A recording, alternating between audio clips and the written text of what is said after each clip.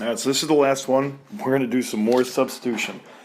Now before we do our substitution problem, my equation is 5x squared minus 6 to the 1/4 is equal to x. What we need to do is we need to be able to raise both sides to the fourth power, because we want to get rid of that rational exponent. I'm not going to be able to use substitution if I have like the 5x squared and then also a rational exponent involved with this as well. So raise both sides to the fourth power, get rid of that rational exponent, and then you're going to start to see, oh, holy cow, we got to be able to do some more stuff. It's not going to be just as simple as raising something to the fourth power and then we can start solving. Right? So when I raise both sides to the fourth power, whoa boy, that's not what I wanted. When I raise both sides to the fourth power, this is the equation that we end up getting. We end up getting 5x squared minus 6 is equal to x to the fourth. Now, obviously, we're going to try and make this into a quadratic. We raise it, but we raise both sides of the fourth power. When you do that, you end up getting a fourth power quadratic, or a fourth power function, polynomial. All right, what you want to do is you want to change that from a x to the fourth power into something that says x squared or u squared, which is what we're going to do because we're going to use substitution. All right. In order to do that, though, you do want to set your equation equal to 0. All right, so what main thing though is keep that x to the fourth, that largest exponent, try and keep that positive. So I'm just going to move the 5x squared and the minus 6. I'll be moving that stuff over, so I'll subtract the 5x squared and then I'll end up adding the 6. And there's my equation, it's now equal to 0. All right, now from there, that's where our substitution comes into play. All right, we're going to substitute and let u equal x squared. Same concept, find the middle term, that's what u is going to equal. Once we square that u, we get our first variable term, which is x to the fourth. So u is equal to x squared, u squared is equal to x to the fourth. So now this becomes u squared minus 5u plus 6 is equal to 0. Factor, quadratic formula, complete the square, up to you guys. This is a very easy factorable problem. The two factors are x minus 3 and x minus 2. That's what, or u, I'm sorry, not x. U minus 3 and u minus 2 is equal to 0. Alright, so once you factor it, obviously you're going to have to go ahead and do some solving. So solving, you get u equals 3 and u equals 2. Just like our other problems though, we solved, we got something, we got u equals 3, we got u equals 2. Well, we didn't start with u, we started with x. We got to go back. We're going to have to go ahead and go back to our original variable, so we're going to have to replace what u is equal to. And it says it right up there, u right here is equal to x squared. So our equations will be x squared is equal to 3 and x squared is equal to 2. You'll see that on the next page. Alright, so here we go. U is equal to 3 is equal to 2. Replace the u with x squared equals 3, x squared equals 2. I'm square rooting both sides. That's pretty simple. That's a basic equation that you should be able to solve from now on. Alright, you're going to be able to get x is equal to plus or minus square root 3, and x is equal to plus or minus square root 2. Just like what I said with the other videos, you need to check your answers. And in this case, we got 4 solutions.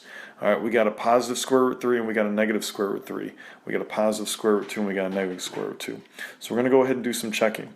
Now, a couple ways you can do this. You can type it into your calculator to see what you're going to get, but basically, my original equation was that 5x squared minus 6 to the 1/4, and whatever I replace with x, that's what my equation is supposed to equal, because that's what the original equation was equal to. That's what it said. So instead of x, I'm replacing it with the square root of 3. So 5, I'm going to do the square root of 3 squared minus 6. I'm raising that to the 1/4 power. I'm going to see if that equals the square root of 3. All right, when you do that, it actually does work out. Whatever you get, that number on the left-hand side, you can type that in your calculator as is, and it's going to spit out a decimal. Well, take the square root of 3, see what decimal you get. You're going to find out that those decimals are actually equal to each other. All right, now you only did that for one of them, you got to do it for the other one. So I'm going to do the same thing with the negative square root of 3. I'll square it, I'll substitute it in there. Now, you're going to find out that that one does not work. All right, it should make sense when you take something to the fourth power, or to the 1/4 power, it has to be positive. It's going to come out as a positive number. It's not going to come out as a negative number. So that one didn't work. All right, now we did that to the square roots of 3's. We're going to do it with the square root of 2's as well. All right, so 5 square root of 2 squared minus 6. Raise that to the 1/4 power. See if that equals to the square root of 2. Once again, just take this piece right here, go to your calculator, and see what you get as your decimal. This decimal is like 1.41 repeatings, or 1.41 whatever. That's the square root of 2. make sure that these two decimals are equal to each other. You're going to find out that that one works. All right, but when you go ahead and plug in your negative square root 2, you're not going to get it equal to a negative square root of 2 on that other side. This side right here will get you 1.41.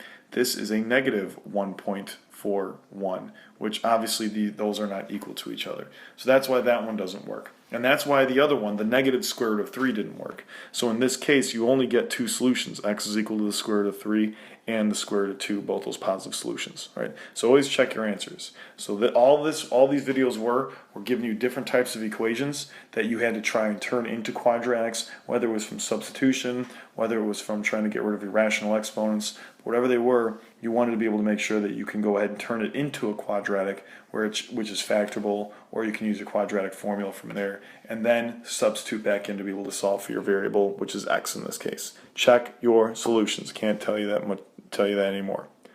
All right, the other thing, your homework will be up on Schoology. Check it. It's once again every fifth problem.